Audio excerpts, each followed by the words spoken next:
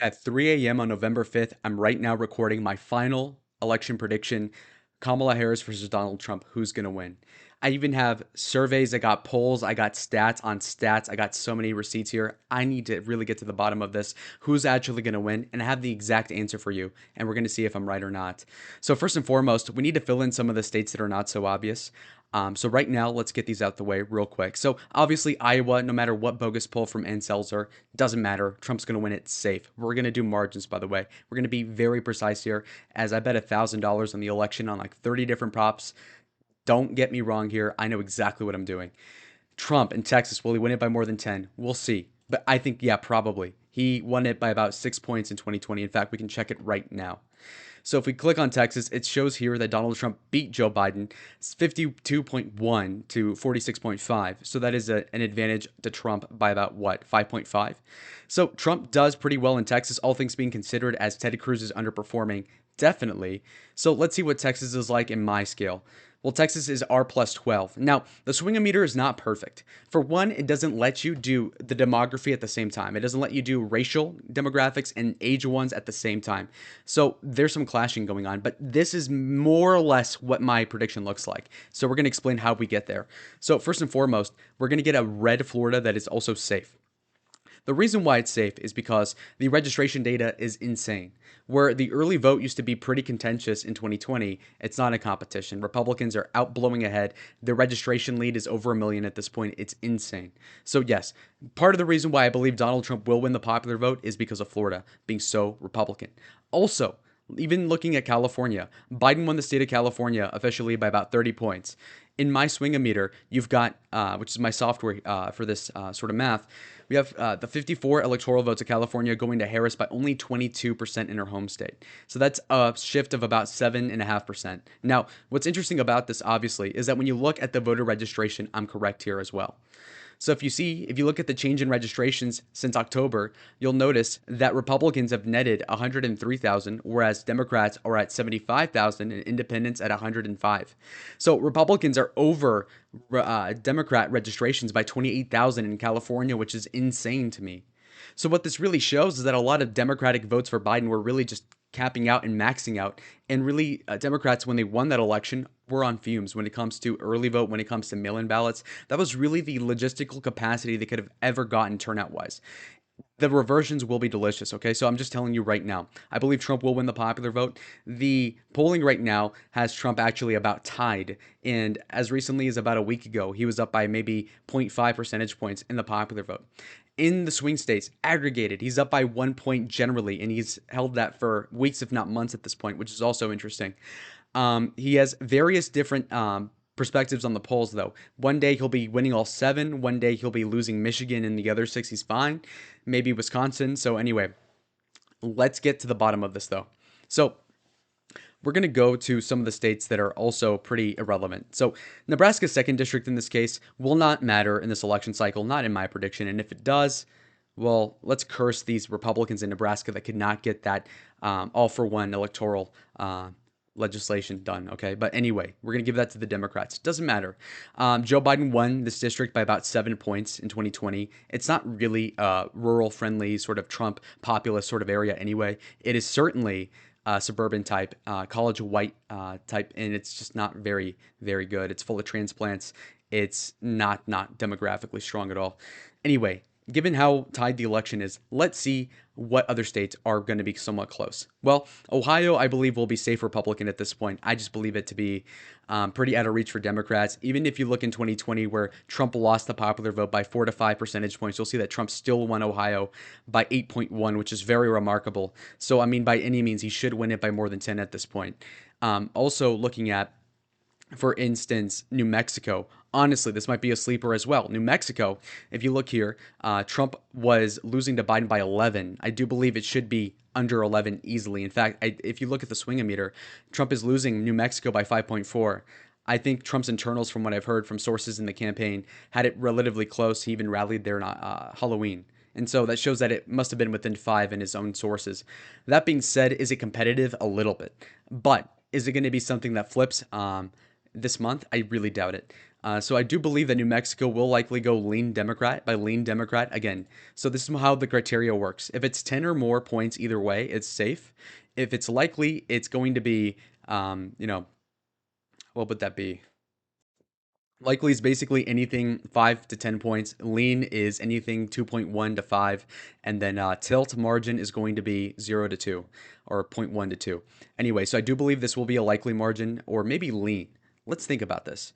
I'd say likely Biden, or sorry, likely Harris, because what I do really believe here is that while the Hispanic trend is fantastic for Republicans, it isn't quite enough, and the demography of New Mexico is not the most favorable. And so for that reason, I think it will go blue by, in this case, call it 5 points, call it 4, something like this. Anyway, when we look at some other states, though, Maine at large went about 8 to 9 points for Biden last time. It's likely going to go to Harris by, maybe 4 or 5 in this case. Not that it really matters. So we're going to give at large to also Harris here. So right there. The second district also will go Republican very easily. Sorry for misclicking that. Anyway, so to go along with this prediction, we also have, what's the next state I want to cover? Let's do Virginia. So Virginia is interesting for a couple different reasons. If you look at my swing-o-meter, you have the result as being Harris plus 1.4, which is really low. Glenn Youngkin, big surrogate for Trump in the state of Virginia, hosted Trump, I think in Salem, Virginia, maybe. This was not more than 72 hours ago, I believe. And so that was huge.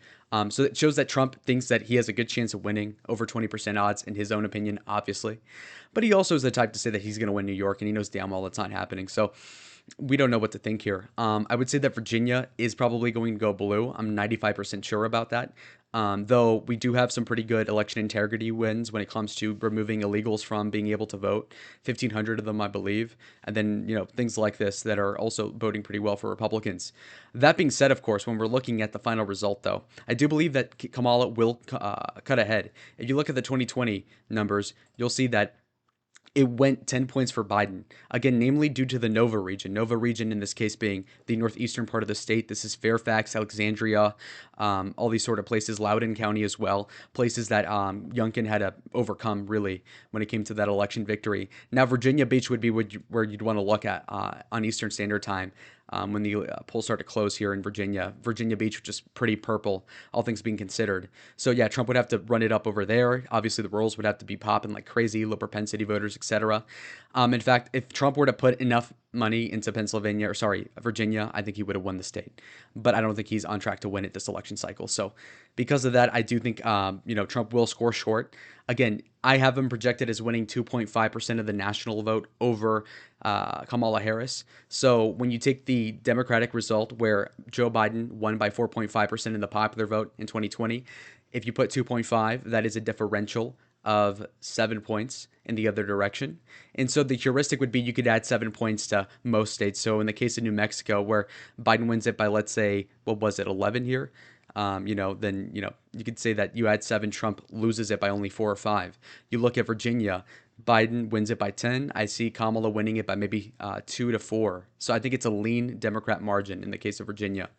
So enough to make it really competitive going into the next election cycle, honestly. So this really does change the math. It should be closer than it was in 2016, where Trump lost it by about 5 or so. So that's pretty fascinating.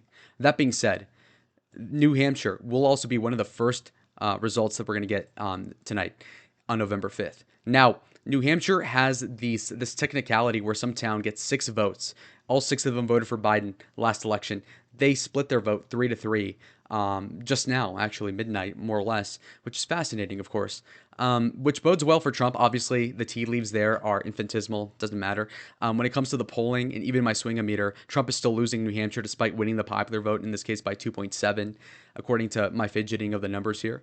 And again, these crosstabs and these sort of demographic extrapolations are mostly derived from Atlas Intel's most recent polling that has Trump winning the popular vote by 1.2.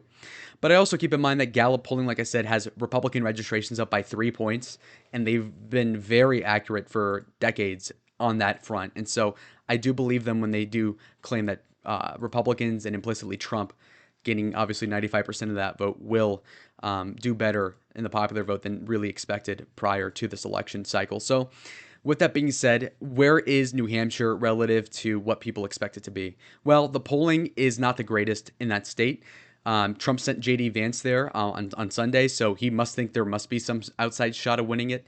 Um, I do believe, though, that the sort of populace in New Hampshire is not the most amenable to Trump. Again, a lot of WASP suburban white people, socially liberal, fiscally conservative. Again, not the most Trumpian, albeit maybe they're very anti-war historically. But aside from that, not really pro-Trump. That being said, this sort of state will probably go liberal again. It really depends, though, margin-wise. If Biden won the state by about 7 points in 2020 and Hillary narrowly won it by like half a point in 2016, I could see New Hampshire going blue by maybe 1% or something like this. So it'd be tilt Democrat at that point, which again, the way this works is that obviously East Coast will be counting the ballots first. So actually, Trump doing really, really good numbers and almost winning New Hampshire and Virginia would bode really well for the other states. But talking about the East Coast, we're also going to be talking first, before that, Minnesota. Minnesota is a state that, if you look at the swing-o-meter, went to to Kamala by 2.2, so very close. The home state of the vice presidential candidate, Tim Walz, by the way, has not been flipped Republican since Nixon in 72, so over 50 years of Democratic dominance for whatever cursed reason. Anyway, you see that Joe Biden won the state by about 7 points, even after the George Floyd riots and whatever else. That's crazy. Though Trump just did get endorsed by the Somali leadership in that area. So that's also fascinating too. So you got different narratives going on. Trump, while not even campaigning in Minnesota too much in 2016, was within, I think, a point and a half of winning it in that election cycle, which is crazy. And in hindsight, had he spent more time there, he probably would have flipped Minnesota too. I only say this because it could rebound, kind of like with a grandchild, it skips a generation, certain genes. And so while 2016 was pretty even, 2020 was a blowout for Democrats in a good way for them. 24 could mean that it gets pretty close to flipping again. Does it really have what it takes, though, to go Republican all the way? No, I don't really think so. A 7 point margin makes it really close, given, again, the 7 point heuristic I put into the entire election. In this case, with the popular environment being R plus 2.5. Which stands for Republican plus 2.5, which again is a stand-in for Trump in this case. I do believe that Minnesota will go blue, albeit I think it's going to be by very small margins.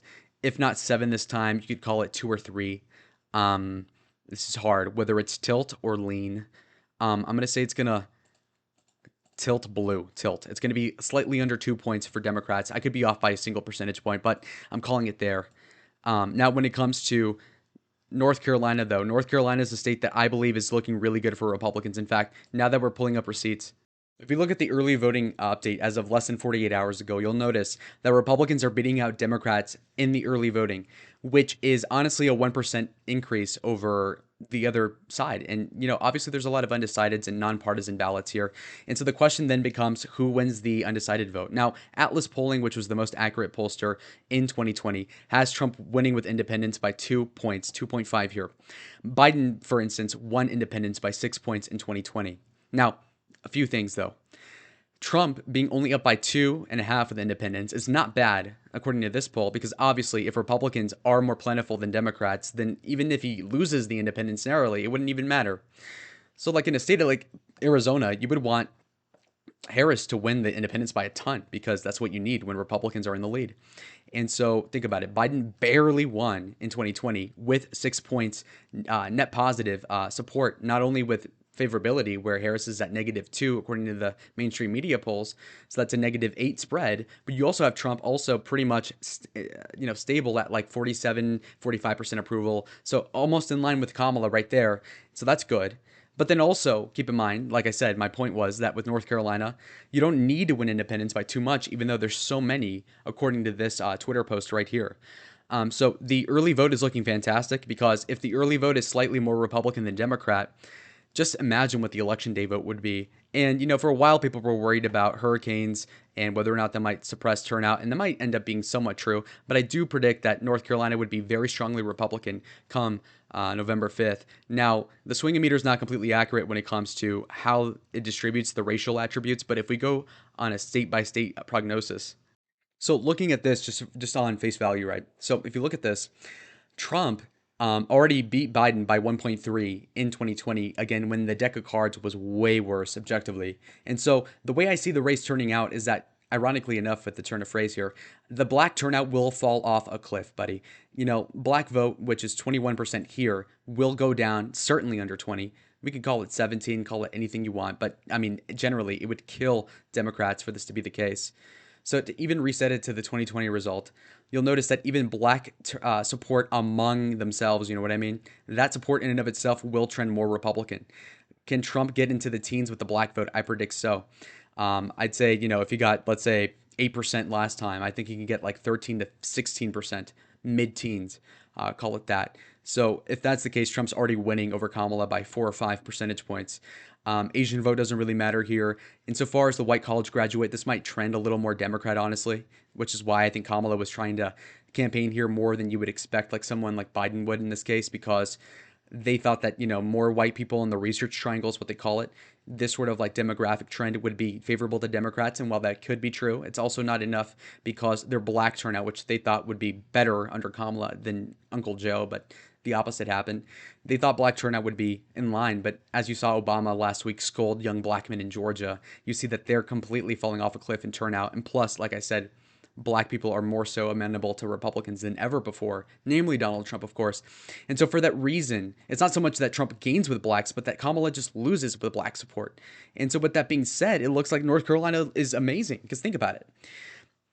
In an election where Trump lost the popular vote by 4.5 to Biden, Trump still won North Carolina by over a point. So it's about 6 points more Republican than what the popular vote is. And so if that's the case, then Republicans are likely going to win North Carolina by my math by about 7 or 8, which seems like a stretch.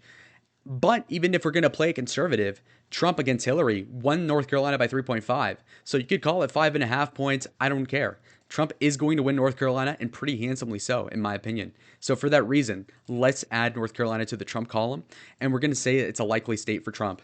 You might say, oh, that's crazy, but I do believe that to be true. And you could say, well, the disproportionate amount of Dem funding makes it so that it's actually going to be less elastic than the popular vote is in the general broad scope of the election. And again, I'm very nerdy. It's 3:30 a.m. I got you. But I'm right. We'll see. We'll see. We'll see on election day. But I'm pretty confident about this. Now, moving on to Georgia. Georgia's a pretty easy state to call for Donald Trump. Donald Trump is leading in Georgia by all means. Now, this state is one that went to Biden by about zero point 0.2 or 3 percentage points, and by the most hokey of means. If you were there, you were there. 3 a.m. ballots, you can all the works. But anyway, this is not really going to be the case anymore. The Republicans are way more observant of what went on last time. And by the way, as a caveat, this election prediction does not take into account any sort of like 4 a.m. drops or anything. I just can't account for that. How the hell am I supposed to know? Right? Like if I knew the Trump team would know, like they'd be suing a lot more people. I don't know what they're going to do like they did last time. I'm just taking the results at face value and my predictions on face value. All the ballots, all honestly counted in this theoretical. But anyway, so barely won in 2020 is what I describe the Democrats officially. But if you look at the black vote, it's super low as compared to what it was here. 32% damn near. It's fallen off a cliff, baby. It's way under 30 at this point. And, the souls to the poll, every little contrivance, any little piece of garbage thing they try to do to offset this difference is not going to work out in Georgia. Right. So when it comes down to Georgia, it's my personal belief that the black vote will be what swaps the election out, ostensibly. The white college vote is low key what made Joe Biden win officially in suburban Atlanta. And there is a lot of immigration there, interstate migration. But I do believe that the black lack of turnout will basically be the Achilles heel for the Democrats. So a couple of different things with Georgia as well. The polling, even in 2020, was pretty accurate to what actually went down. I think in 2020, I was pretty bullish that Trump was going to win Georgia. So I'm a little scathed and scared, frankly, to predict that he's going to win by more than 5 here. But it definitely seems like he's on track to do so. It inadvertently went Democrat last election cycle. But I'm not a coward. I'll die by my convictions. I'm betting he's winning Georgia. I put my broke college student money into that. Of course I did. $1,000 across the country. But think about it this way. Like I said, black vote going down like crazy, like a bag of rocks. Black turnout could be as much as 10 points lower than what it was prior. Early vote is looking fantastic for Republicans. And so I think Georgia, you could see that the black vote, which was an abysmal 87% deficit against Joe Biden, Donald Trump, what the hell, man. But anyway, I see this deficit is shrinking tremendously. where Republicans can be in the teens in the black support, but also the black turnout for Kamala to be really low. In fact, when you look at her campaign stops, they've been in Pennsylvania, Wisconsin, Michigan, even North Carolina before they go to Georgia. I think they know they're cooked. I know they're screwed already. Look at this. Trump's up by 6 or 7 at this point. I mean, you don't have to move Latinos more Republican, white people more Republican. The black vote in and of itself is huge. But I mean, anyway, when you look at their turnout, again, their turnout, if it goes down at all, Trump's running away with the state. And so for that reason, just to be an adult about this, I'll have Trump win by a likely margin in Georgia. I don't know, maybe it's 3:30 a.m., maybe I'm an idiot, but like seriously, like how the hell is he not going to win this by a lot? Is my question. So yeah, I know this is unorthodox that, oh wow, the state was tied when Biden won the entire like popular vote by 5. Lalo, it's so crazy you have Trump winning by more than 5, but I'm just staking my heart out on the line, folks. Bottom line is that if I get the state right, I get the state right, okay? I'm like Nate Silver 2012, bro. I'm going to grift it all the way, buddy. All right, so I think Trump will win Georgia by a likely margin. That's more than 5. I'm staking it out. More than 4. Should I, part of me is like, be an adult. Have him winning by 2.5. No. This whole like Red Eagle orthodoxy about having to be right about everything. I'm not an election YouTuber. It's a hobby, bro. So, anyways, this is what a local college Republicans chapter president thinks the election's going to be across the country. Okay, how about that? Anyway, speaking of which, no, let's not do it. No, we're not doing Arizona yet. We're going to do, actually, yeah, we will. We're going to do Arizona. Screw it. I'm going to indulge myself a little bit here. So already in the East Coast, you have a pretty good election result where actually it could go down pretty much like this, where Trump does pretty good, relatively speaking, in New Hampshire, still loses, does pretty good in Virginia, still loses, wins North Carolina very handsomely, wins Georgia greatly, Florida is a bloodbath, and so 251 already, Trump's pretty damn close to winning already with only 5 states left to count here. Plus, Pennsylvania would be very close in this scenario, and Trump would probably be likely to win at that point. But anyway, let's go to Arizona before, so I can just tease you some more, folks.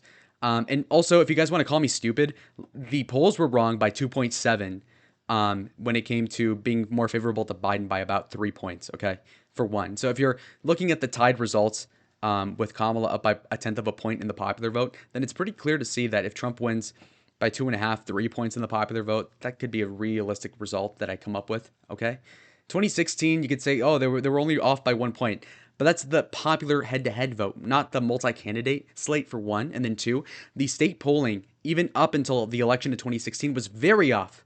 They still had Arizona likely blue for Hillary. Remember the election, New York Times election time dial? Come on, get real. Looking into the state of Arizona, this is a state that I live in, obviously. I have a very strong opinion about this. I've been pretty confident Trump was going to win this election since like 2 years ago. Okay. I've been completely dead set on it, and I've been confirmed. I voted early.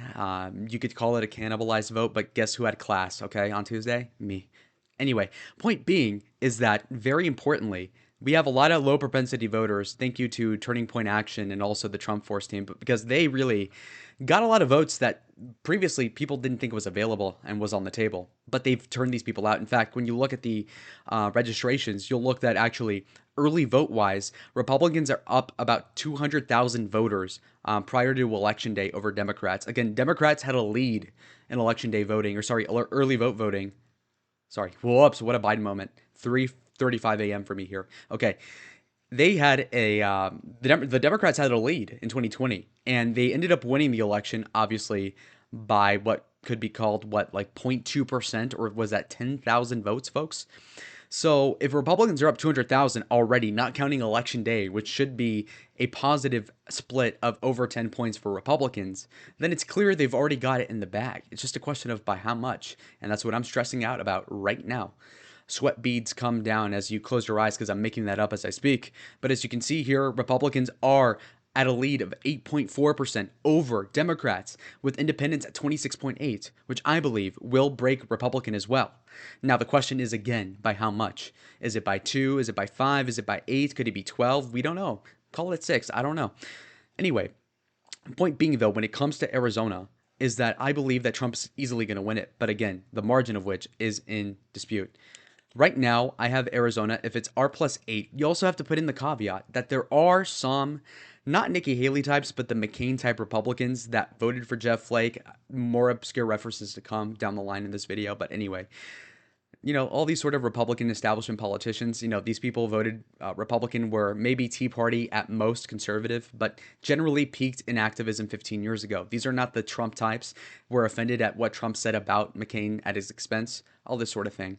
The fanfare from these folks is not going to be very receptive to Trump, frankly, at the national level. So maybe even if, Republicans are on the net 8 points above Democrats without even counting election day vote, some of them will be John McCain types that will vote for Kamala. Maybe 2% of them will.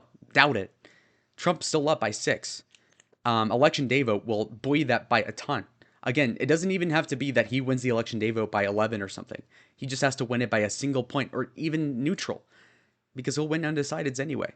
So at this point, I believe that Trump will beat Kamala Harris by a likely margin in Arizona by more than 5. Actually, I'm putting my balls on the table here. Balls on the table. Think about it. In 2020, the margin of victory for Joseph R. Biden was about 10,000 ballots. 10,000 ballots gave him a lead of about 0.2 percentage points. So when you really do it that way, you do 0.2 times 20,000. That's the margin we're up already. Okay, I'm power tripping, but I love this, folks. And I know the runtime's getting long, but you're in it for the ride, okay, folks? All right. So Joe Biden had a 0.3% lead over Trump with only 10,000 votes to show for it. So what I mean is that basically 10,000 ballots is actually quite the bit when you look at percentage totals. So if Republicans are up by 200,000, that means they're actually up by 6 points already prior to the election day vote itself. So that's likely going to become even more Republican as we see it fit. And so if that's the case, we're looking at a floor of about 5 or 6% Republican, as in Trump winning by 5 or 6 as the floor, ceiling of 8 to 11%. So again, very good numbers. I could be wrong, or if they're doing their little shenanigans with closing the voting machines and this sort of thing happens. Caveat already established. This is like if things go right, which they should. I think Arizona will go likely Republican. Okay, now we're at 262 for Trump. Looking at Nevada real quick, let's just peep over there. And right before we look at Nevada, sorry, but look, all right, this is what I get my math from. All right, so first and foremost, when you look at the Hispanic vote, it's going to get a lot closer in Arizona than it's historically been. Black vote doesn't really matter too much. Turnout will go a little lower than usual. Trump will gain a little bit with black vote. Again, doesn't really matter. He's up by only 2 in this case. What the crux of this is basically the white support. I think white turnout will go up through the roof. Again, namely, white non-college graduates, the low propensity voters that are voting early by mail. These folks will turn out like crazy. I believe this will buoy Trump to a big win, relatively speaking. The white college graduate should go down relative to 2020, in my opinion, too. It doesn't mean that Trump's going to do much better with that crowd. It just means that crowd will be smaller, in my opinion, as well. And even still, I think the Latino vote will also not be too high insofar as turnout's concerned, because Democrats are not really enthused, and most Latinos are Democrats still, unfortunately. So I mean, yeah, I think this predicts a Trump win. My other swing-o-meter for the national prospect has Trump up in Arizona by 4.2.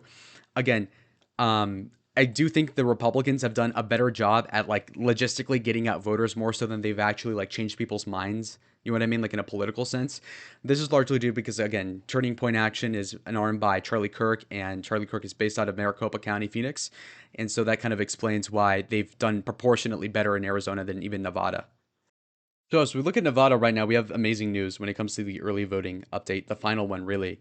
You'll see that Republicans are up by about 43,000 votes. Again, there's still 310,000 independents. That's the wild card. But again, independents will vote on the major issues almost every single election cycle. Those so happen to be this time around, it's going to be most likely, and not in order, but it's going to be immigration, crime, inflation, economy, unemployment, etc., abortion. But again, the big word clouds in this case: immigration, economy, crime. Abortion is maybe third at best. Okay, so immigration and economy, with Trump is winning double digits with, obviously, these are going to take precedent with independent, undecided voters in the middle, and non-committal partisans. By all means, that's going to be what's going to dictate their mens rea when it comes to the ballot box and how they approach it on election day, which dictates to me, obviously, that Trump will win these people over decisively. And so, I mean, realistically, again, they're up by 42,238 votes right now. The current electorate is R plus 4. What that basically means in layman's terms is that the crowd over here is already 4 points Republican in the early vote plus mail-ins. Basically, you're just waiting on the election day vote at that point. So it'd be 4 points, and then Republicans are going to win the election day vote in virtually every single state, especially relative to the mail-in ballot vote. So if that's the case, then, it'd be 4 plus other stuff. So at that point, I think that Nevada is going to be a lean Republican state. It's going to be in the 4 point zone, maybe 4 to 6, something like this, 4 to 5. So I'd put it right there. I think Nevada will be more liberal than Arizona. I mean, it just makes sense. If you look at the 2020 result, you'll notice that if you look at it just plainly, Trump did 4 points better in Arizona than he did at the national level, is the way I like to think about it. And so Nevada voted about 2.5 points for Biden. So if you just adjust for my calculations there, you add 7 points due to the popular vote environment differential. That would dictate that Trump would win Nevada by like 5. So it's virtually almost likely margin like Arizona is, but it's a little beneath that. So anyway, that's 268 electoral votes. This scenario would be where Nebraska's second district would matter, but I don't really think so. And just for the record, I'm going to make Nevada's second district a lean blue as well. I think that Trump will make it closer, obviously, but not enough to flip it. So we're going to put it as lean blue. If I can figure it out for the life of me here. Okay, that's close enough. Anyway. So moving on, we still have 4 more states. We've got Pennsylvania. No, we have 3 more. We have Pennsylvania, Michigan, and Wisconsin. All Trump needs to do at this point is to win 1 out of these 3. And Harris needs to play defense on all 3. So at this point, Trump's odds, just mathematically at the most basic level, it's like 2 to 3 odds of winning here. So let's just take a look-see at every single one. All right, so Pennsylvania is a state that is the most important objectively, has the most amount of electoral votes out of the 7 swing states. It could be the tipping point state, the most decisive one. I can agree to that. But anyway, Biden won the state officially by 80,000 votes. That is rather 1.2% in that total. Now, this is also keeping in mind that the Democratic firewall, and by that I mean the cushion in which they lead Republicans in Democratic registrations and voters in the election cycle, in 2020 again was 1.1 million. They're now down to like 400,000. So they have a cushion of less than half of that, which is freaking atrocious, obviously. And so Republicans have been gaining massively, but mostly it's been a atrophying of Kamala Harris support. That being said, how does this math work out? Because I have Trump winning by a good amount. Well, if you look at my finished swingometer, you see that Trump's up in Pennsylvania by almost 5. If you look at this, obviously Trump will trend a little more with the Latino vote, but kind of like how the black vote is not too important in the case of, Latino vote is not important in Pennsylvania, kind of like how the black vote doesn't matter too much in Arizona. It works the same way. So anyway, Asian vote also not important to really touch here. Black vote, though, does kind of matter here. Black turnout will fall somewhat as well, too. So, I mean, that's pretty clear. Also, Kamala's support will go down as well. It's just a question, and I'm saying about the black vote, more so than Trump gains. I've already established that. So you've got this margin right here. If you look at the white college educated, I think their turnout will go down relatively speaking. I think that Trump will do all right with them. Again, do about the same-ish. And then the blue collar vote will explode for Trump. And now he's already winning them by the fair amount. 23, though, is underscoring him. I think he'll win it by like 25 or something crazy. It'll look great. So here's winning it by 26 or 27. Which might be overdoing it slightly. But the point being is that Kamala Harris has no appeal to Pennsylvania, to be quite honest. And so it's looking freaking terrible for Kamala. And it makes sense that, Biden with a cushion of 1 million votes only won by 80,000 officially. Whereas, obviously, when you look at Kamala, you take away that cushion, she's going to do hundreds of thousands of ballots worse. It just literally makes sense. And so it really kills me because on one hand, you have like good friends of mine. Red Eagle Politics has Pennsylvania barely being Republican. And frankly, I'm like, dude, what the hell? And so I just don't know. Like, am I going to look really stupid in 24 hours or am I kind of like onto something? Am I a savant here? Just a quick aside, right? So Jack over here, Rep, has Pennsylvania by 1 point Republican. I just don't see it. He has Harris winning the popular vote by 0.8, which is, again, him predicting it to be more liberal than what the mainstream media is saying on Real Clear Politics. Again, I think he's playing it safe because of the 2020 election and what happened there, but he was pretty accurate, especially when you account for the, what happened at 4 a.m. and whatever else ballot dump. So, I mean, to each their own. I could make an ass out of myself, but anyway. Let's move on. So, yeah, obviously we have Pennsylvania looking really strong for Donald Trump. Whether he wins it by 4 or 6, I'm not sure. We could check in on the data. So, kind of taking a look at what Elon Musk is positing here on Twitter kind of makes me inclined to stake to my guns here, folks. And again, I'm really having a hard time whether or not Lalo should just play it safe and, oh, Trump's going to win by like only 1.2 points. And then, like, if Harris wins, I'll be close. It's like, no, screw that, screw that, screw that. No, no, no, no, no. This is just me guessing. Okay. Listen, Pennsylvania, party registration wise, you'll see the total number of people that are registered to vote, but you'll also see the comparative amount, with declines and inclines for Democratic support, Republican support in contrast and in fight with each other. There's also a delta percentage, which really shows how much Republicans are up relative to prior hand. I'm pretty sure is what it means. Anyway, the point being, though, is that when you look at it here, you'll notice, and I'll drag my cursor right here, is that if you see it, so if you look at Pennsylvania, Republicans are 605,000 ballots better off than they were in 2020. And so for Trump to be winning by 6.61% actually makes sense in this case because, again, he's that many more ballots better off. The only thing that makes me doubt it is if election day turnout is a lot lower than it was in 2020, which I don't see happening. So realistically speaking, I think Pennsylvania will go Republican. Obviously, margin wise, I'm not sure. I would say it's going to lean Republican. Now, to be clear, let's just do my open thinking or whatever. I'm just going to think out loud here. Okay, let's figure it out together, folks. So when it comes to Pennsylvania, because I'm not relying on the polls. I've done months of like, oh, the poll says he's winning by 2.3, but no, no, no, no. I'm just guessing here, just based off of the early data and my intuition. All right, I'm a brainiac. I got it. All right. Pennsylvania, in this case, is interesting because on one hand, you could say, frankly, that it's trending Republican. Obviously, you have the firewall go from over a million to about only 400,000. So that's like 600,000 or 700,000 ballot difference. Directly negative for the Democrats, obviously. Are they going to make up for that difference by getting undecideds to vote for Kamala Harris in blue collar Pennsylvania? No, of course not. Not even suburban Pennsylvania. Are you kidding me? Hell no. Is she going to get the black vote in Philly, Pittsburgh, Allegheny County? Nope. Okay, so then what the hell? So then the question is the margin. Well, Biden won 1.2 points over Trump with 80,000 ballots. If Republicans are 600,000 ballots better off than they were in 2020, that would basically equate to how many Biden margins? Like 6? Well, if that's the case, or would it be 7? 7. So that'd be a Trump win of 8.4, not counting the election day votes. But that's too high. So I'm interested. Now, this Elon Musk delta is also interesting, where it's 6.1 points. I'm fascinated as to how this actually votes. But my cop out right now is going to say that, number one, the swing-o-meter has it at 4.7 for Trump, and I can believe it. But the other thing, too, is that if Trump's winning the popular vote by 2.5, that indicates that he's going to do about 5 to 7 points better in this swing state in particular. Well, if that's the case, then Trump's likely going to win the state by anywhere, I'd say, from like 4 to 7. So I'd say it's going to lean Trump. I'll put it lean Trump, if that makes sense. All right, so I'm going to give Pennsylvania a 4.5 for Trump, okay? And I bet money on Trump winning it, okay? So I'm not even lying. Now, Michigan, on the other hand, is more difficult. Red Eagle politics, okay? Big friend of the show, but frankly, he had it blue. Scary stuff, folks.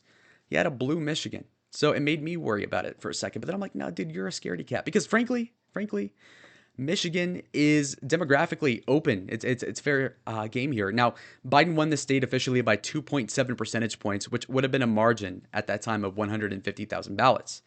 Now, the signs for the state are not as positive as Pennsylvania. I'll give you that. But other things are pointing to good directions, okay? First of all, Latino vote we won't touch. Black turnout will go down. That's great for Republicans, okay? Now, again, the margin for Harris just went to under 1%. We cut the black turnout by only like 10 or 15 points, which makes sense. Now, when it comes to Trump's black support, it should be up to like the teens, obviously. And Trump's already winning the state of Michigan. Now, black support should be atrophying for Kamala at this clip as well, too. So at that point, again, Trump's winning by 1.5.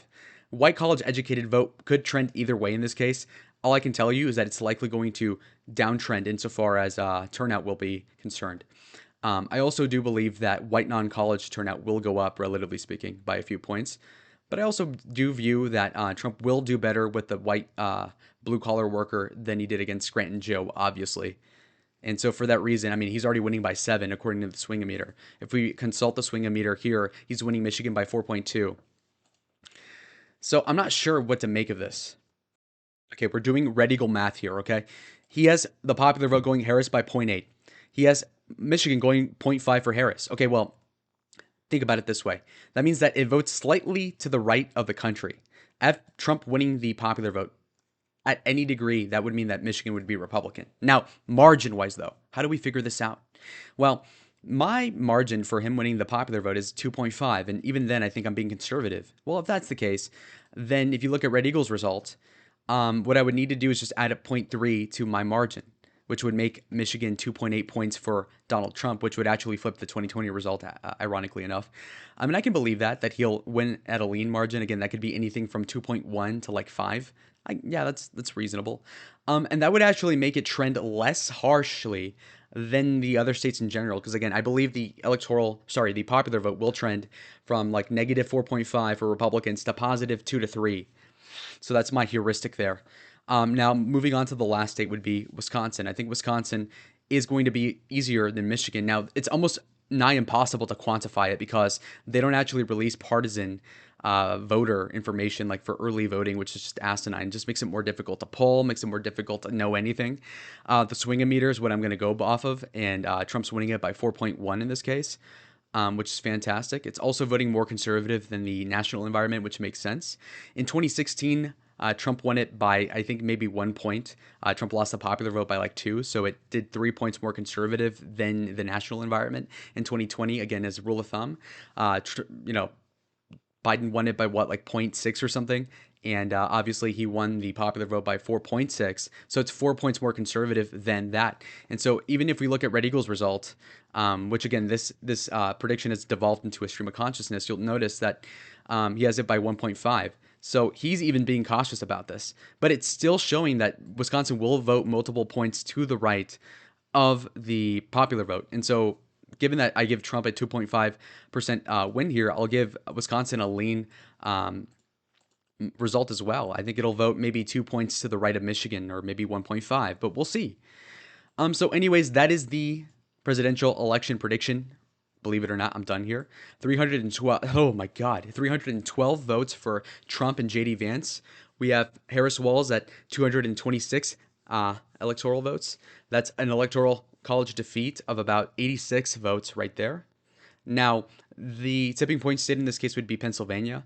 I think Trump will make a lot of these fringe states a lot closer. In this case, in hindsight, people would have said maybe don't spend so much in Georgia, Trump, go to Minnesota, or, don't go so much to North Carolina, Trump, go to New Hampshire. And you can make those arguments. You could say, oh, he should have flipped the second district. He should have went here. He should have went there.